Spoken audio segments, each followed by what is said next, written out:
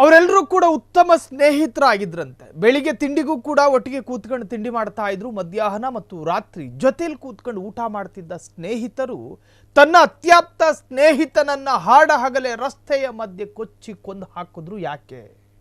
ತಂಗಿ ಜೊತೆ ಪ್ರೇಮ ಕಹಾನಿ ಗೊತ್ತಾದ ಕೂಡಲೇ ಚಟ್ಟ ಕಟ್ಟಿದ ಅಣ್ಣ.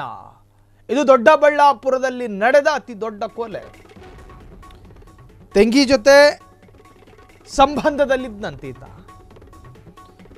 ಬೆಂಗಳೂರು ಗ್ರಾಮಾಂತರ ಜಿಲ್ಲೆಯ ದೊಡ್ಡಬಳ್ಳಾಪುರ ನಗರದಲ್ಲಿ ನಡೆದಿರತಕ್ಕಂತಹ ಘಟನೆ ಇದು. ಕೊಲೆ ನಡು ರಸ್ತೆಯಲ್ಲಿ ಬರ್ಬರವಾಗಿ ಕೊಚ್ಚಿ ಕೊಲೆ. ಹುಡುಗಿ ಜೊತೆ ಸಹವಾಸ ಮಾಡಿದ್ದಂತೆ. ಒಟ್ಟಿಗೆ ಇದ್ದ ಸ್ನೇಹಿತರು ಇದ್ದಕ್ಕಿದ್ದ ಹಾಗೆ ಕೊಲೆ ಮಾಡಿದ್ದಾರೆ. ಸ್ನೇಹಿತನ ತಂಗಿ ಜೊತೆ ಲವ್ವಿ ಡವ್ವಿ.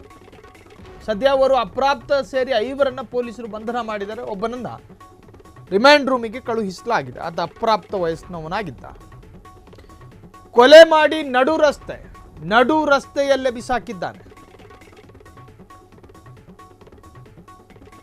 ಅವರೆಲ್ಲ ಅತ್ಯಂತ ಆಪ್ತ ಮಿತ್ರರಂತೆ. ಜೊತೆಲೇ ಇದ್ದವರು, ನಿತ್ಯ ಜೊತೆಯಲ್ಲೇ ಓಡಾಟ ಮೋಜು ಮಸ್ತಿ ಮಾಡ್ತಾ ಇದ್ದವರು. ಇಷ್ಟು ಚೆನ್ನಾಗಿದ್ದ ಸ್ನೇಹಿತರ ಮಧ್ಯೆ ಹುಡುಗಿ ವಿಚಾರವಾಗಿ ಕಾಳಗ ಶುರುವಾಗುತ್ತೆ.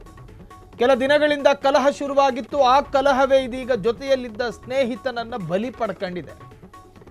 ನಡು ರಸ್ತೆಯಲ್ಲೇ ಬರ್ಬರವಾಗಿ ಹತ್ಯೆ ಮಾಡಲಾಗಿದೆ. ಸದ್ಯ ಆರೋಪಿಗಳು ಪೊಲೀಸರ ಅತಿಥಿಗಳಾಗಿದ್ದಾರೆ. ಬೆಂಗಳೂರು ಗ್ರಾಮಾಂತರ ಜಿಲ್ಲೆ ದೊಡ್ಡಬಳ್ಳಾಪುರ ನಗರದ ಪೊಲೀಸ್ ಠಾಣಾ ವ್ಯಾಪ್ತಿಯಲ್ಲಿ ನಡೆದಿದೆ. ಸಂದೀಪ್, ಮಂಜು, ಉದಯ್, ಹೇಮಂತ್ ಇವರೆಲ್ಲ ದೊಡ್ಡಬಳ್ಳಾಪುರದವರು. ಕಂಪನಿಯೊಂದರಲ್ಲಿ ಚಾಲಕ ಹಾಗೂ ಇತರೆ ಕೆಲಸ ಮಾಡ್ಕೊಂಡಿದ್ರು. ಒಂದೇ ಕಂಪನಿಯಲ್ಲಿ ಬೇರೆ ಬೇರೆ ಕೆಲಸ ಮಾಡ್ಕೊಂಡಿದ್ರು. ಒಬ್ಬ ಚಾಲಕ ಆದರೆ ಇನ್ನೊಬ್ಬ ಆಪರೇಟರ್, ಮತ್ತೊಬ್ಬ ಮಗದೊಬ್ಬ. ಹೀಗೆ ಒಂದೊಂದು ಕೆಲಸದಲ್ಲಿ ಎಲ್ಲರೂ ಕೂಡ ಬ್ಯುಸಿ ಇದ್ರು. ಆದರೆ ಒಂದೇ ಕಂಪನಿ ಆಗಿದ್ದರಿಂದ ಇವರೆಲ್ಲರೂ ಸ್ನೇಹಿತರಾಗಿ ಬದುಕ್ತಿದ್ರು.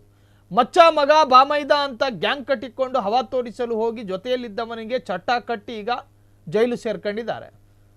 ಅಂದಹಾಗೆ ಬೆಂಗಳೂರು ಗ್ರಾಮಾಂತರ ಜಿಲ್ಲೆಯ ದೊಡ್ಡಬಳ್ಳಾಪುರ ನಗರದ ಪೊಲೀಸ್ ಠಾಣೆಯಿಂದ 300 ಮೀಟರ್ ದೂರದಲ್ಲೇ ಈ ಕಿರಾತಕರು ಡಿಸೆಂಬರ್ 4ನೇ ತಾರೀಕು ಪವನ್ ಎನ್ನುವ ತಮ್ಮ ಗೆಳೆಯನನ್ನೇ, ಇದು ಡಿಸೆಂಬರ್ 4ನೇ ತಾರೀಕು ನಡೆದಿರುವಂತಹ ಘಟನೆ ತಡವಾಗಿ ಬೆಳಕಿಗೆ ಬಂದಿದೆ. ಪವನ್ ಎನ್ನುವ ತಮ್ಮ ಗೆಳೆಯನನ್ನೇ ನಡು ರಸ್ತೆಯಲ್ಲಿ ಅತ್ಯಂತ ಭೀಕರವಾಗಿ ಕೊಚ್ಚಿ ಕೊಲೆ ಮಾಡಿದ್ರು. ಫಾಕ್ಸ್ಕಾನ್ ಕಂಪನಿಯಲ್ಲಿ ಚಾಲಕನಾಗಿ ಕೆಲಸ ಮಾಡ್ತಿದ್ದಂತಹ ಪವನ್ ಇತ್ತೀಚೆಗೆ ಕೆಲಸ ಬಿಟ್ಟು ಆಟೋ ಓಡಿಸ್ಕೊಂಡಿದ್ದ. ಡಿಸೆಂಬರ್ 4ನೇ ತಾರೀಕು ರಾತ್ರಿ 9 ಗಂಟೆ ಸುಮಾರಿಗೆ ಆಟೋದಲ್ಲಿ ಒಬ್ಬನೇ ಹೋಗ್ತಿದ್ದ ವೇಳೆ ಕಾರ್ನಲ್ಲಿ ಬಂದಿದ್ದ 5 ಜನ ಪವನ್ ಅನ್ನು ಅಡ್ಡಗಟ್ಟಿ ಸಾರ್ವಜನಿಕರ ಮುಂದೆ ಲಾಂಗು ಮಚ್ಚುಗಳಿಂದ ಎದ್ವಾ ತದ್ವಾ ಬೀಸಿದ್ದಾರೆ. ಅಟ್ಯಾಕ್ ಮಾಡಿ ಹತ್ಯೆಗೈದಿದ್ದರು. ಇತ್ತ ಮನೆಗೆ ಆಧಾರವಾಗಿದ್ದ ಒಬ್ಬನೇ ಮಗನನ್ನು ಕಳೆದುಕೊಂಡ ತಾಯಿ ಹಾಗೂ ಕುಟುಂಬಸ್ಥರು ಮಗನ ಸಾವಿಗೆ ನ್ಯಾಯ ಕೊಡಿಸುವಂತೆ ನಡು ರಸ್ತೆಯಲ್ಲೇ ರೋಧಿಸಿದ್ದರು. ಅಲ್ಲದೆ ಲವ್ ವಿಚಾರಕ್ಕೆ ನನ್ನ ಮಗನನ್ನು ಕಿರಾತಕರು ಬರ್ಬರವಾಗಿ ರಸ್ತೆ ಮಧ್ಯೆಯೇ ಹತ್ಯೆ ಮಾಡಿದ್ದು ಆರೋಪಿಗಳನ್ನು ಬಂಧಿಸುವಂತೆ ಒತ್ತಾಯಿಸಿದ್ದಾರೆ. ತೆಂಗಿನ ಲವ್ ಮಾಡ್ದ ಅನ್ನೋ ಕಾರಣಕ್ಕೋಸ್ಕರ ಆತನ ಕೂತ್ಕೆಗೆ ಕಡ್ಗ ಇಟ್ರಲ್ಲ. ಲವ್ ಮಾಡಿದ ವ್ಯಕ್ತಿಗೆ ನನ್ನ ತೆಂಗಿನ ಕೊಡೋದಿಲ್ಲ ಅಂತ ಹೇಳಿ ನಾಲ್ಗೆಲ್ಲಿ ಒಂದು ಸ್ಟೇಟ್ಮೆಂಟ್ ಹೇಳಿದ್ರು ಕೂಡ ಬದುಕ್ತಿದ್ದ ಬಡವ. ಅವನ ನಡು ರಸ್ತೆಯಲ್ಲಿ ಆತನ ಭವಿಷ್ಯಕ್ಕೆ ಬೆಂಕಿ ಇಟ್ಟಿದ್ದಲ್ದಲ್ಲಿ ಕೊಂದಿದ್ದೀರಿ. ನಡು ರಸ್ತೆಯಲ್ಲಿ ನಡೆದಿದ್ದ ಈ ಕೊಲೆಯನ್ನು ಗಂಭೀರವಾಗಿ ಪರಿಗಣಿಸಿದ್ದ ದೊಡ್ಡಬಳ್ಳಾಪುರ ನಗರ ಠಾಣಾ ಪೊಲೀಸರು ಇದೀಗ ಹತ್ಯೆಗೈದಿದ್ದವರು ಅಪ್ರಾಪ್ತ ಸೇರಿದಂತೆ 5ರನ್ನ ಪೊಲೀಸರು ಬಂಧನ ಮಾಡಿದ್ದಾರೆ. ಪವನ್ನ ಸ್ನೇಹಿತನ ತಂಗಿ ಜೊತೆಗೆ ಸಂದೀಪ್ ಸಂಬಂಧ ಹೊಂದಿದ್ದು ಅದೊಂದು ದಿನ ಆಕೆಯ ಜೊತೆ ಮನೆಯಲ್ಲಿ ಸಿಕ್ಕಾಕೊಂಡಿದ್ದ. ಈ ಕಾರಣಕ್ಕೆ ಪವನ್ ಸಂದೀಪನಿಗೆ ಥಳಿಸಿದ್ದ. ಅಷ್ಟೇ ಅಲ್ಲದೆ ಹೀಗೆ ಮುಂದುವರೆದರೆ ಕಥೆ ಮುಗಿಸೋದಾಗಿ ವಾರ್ನಿಂಗ್ ಕೂಡ ಕೊಟ್ಟಿದ್ರಂತೆ. ಈ ಘಟನೆಯಿಂದ ಪವನ್ ಮೇಲೆ ಸಂದೀಪ್ನಿಗೆ ದ್ವೇಷ ಬೆಳೆದಿದ್ದು ನನಗೆ ವಾರ್ನಿಂಗ್ ಕೊಡುತ್ತಾನೆ ಅಂತ ತನ್ನ ಸ್ನೇಹಿತರ ಜೊತೆಗೂಡಿ ಆಟೋದಲ್ಲಿ ಹೋಗ್ತಿದ್ದ ವೇಳೆ ರಸ್ತೆಯಲ್ಲಿ ಅಡ್ಡಗಟ್ಟಿ ಕೊಲೆ ಮಾಡಿರುವುದಾಗಿ ಆರೋಪಿಗಳು ಪೊಲೀಸರ ಮುಂದೆ ತನಿಖೆ ವೇಳೆ ಬಾಯ್ಬಿಟ್ಟಿದ್ದಾರೆ. ಒಟ್ಟಾರೆ ಹುಡುಗಿ ಜೊತೆಗಿನ ಸಂಬಂಧದ ವಿಚಾರಕ್ಕೆ ಶುರುವಾಗಿದ್ದ ಕಿರಿಕ್ ಕೊನೆಗೆ ಕೊಲೆಯಲ್ಲಿ ಅಂತ್ಯವಾಗಿದೆ. ನಿಜಕ್ಕೂ ಅತ್ಯಂತ ದುರಂತವಾದಂಥ ಕಥೆ ಇದು.